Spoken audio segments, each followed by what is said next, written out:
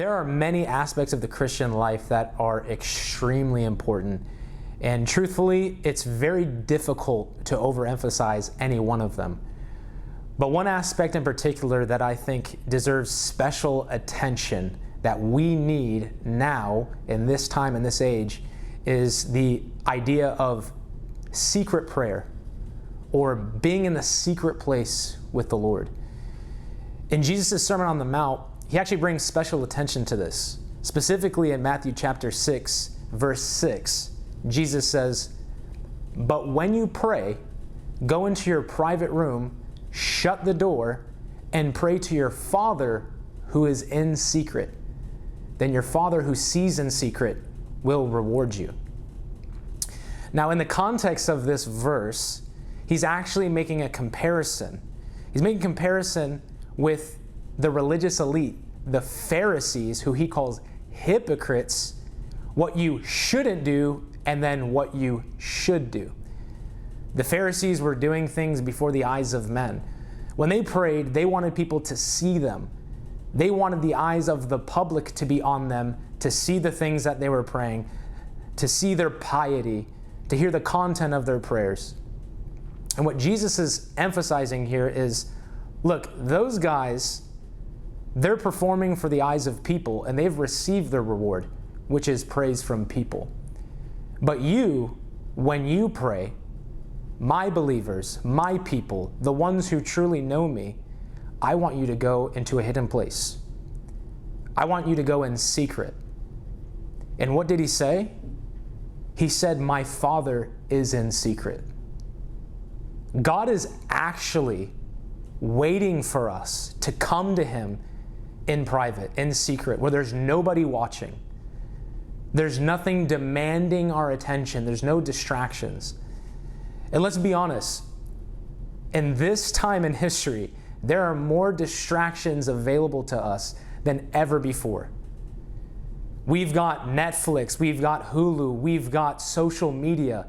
How easy it is for us to just sit back and binge. How easy it is to just scroll on our phones mindlessly for hours. But it's okay, we justify it. We justify it because we're at church on Sundays. We're leading small groups. Maybe we're on stage leading worship. Some of us are at church multiple times a week and we're giving our time and service to other people. But what I think Jesus is warning us of in Matthew 6 is you can quickly become like these Pharisees. He called them hypocrites. You claim to love God. You claim to be followers of him. You claim to be carriers of his presence, carriers of his divine word. Yet, everything else gets your attention except for me. See, there is a power that comes from being with God in secret that nothing else can give us. Like the Pharisees, many of us try to engage in spiritual activity while neglecting praying in secret with the Father. I would submit to you that all true ministry and spiritual activity is birthed out of a place of secret prayer with the Lord. It's the place of intimacy. All true, powerful ministry and activity in the kingdom is birthed from being hidden and alone and shut in with God. Another story that I think illustrates the heart of God in this point of being shut in with him, being alone, being in secret, and delighting in him is the story of Mary and Martha. Many of us know it. Two sisters, they invite Jesus to their home. Jesus is at their house, and one sister is busy, getting things ready.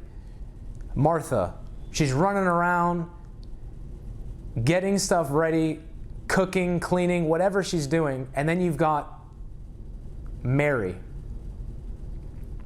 Mary is sitting at Jesus' feet. And the scripture describes her as listening to his word. Mary is sitting at the feet of Jesus. Jesus is speaking. He's speaking.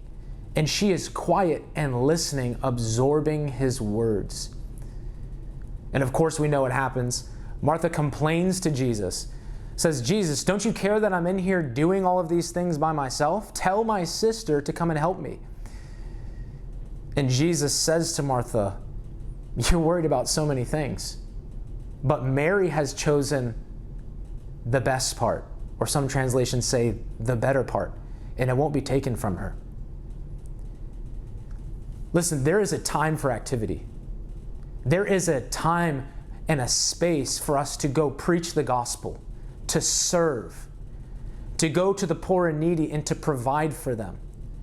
There's many instances where this is necessary, but Jesus has made it clear to us. The best part, the better part, the part that he desires for us, the part that we truly need is to be alone with him, to be hidden, where we can directly interface with the Spirit of God, be filled with the knowledge of him, be filled with delight for him, and be sent out of the world, covered with the oil of being alone and intimacy with the Lord.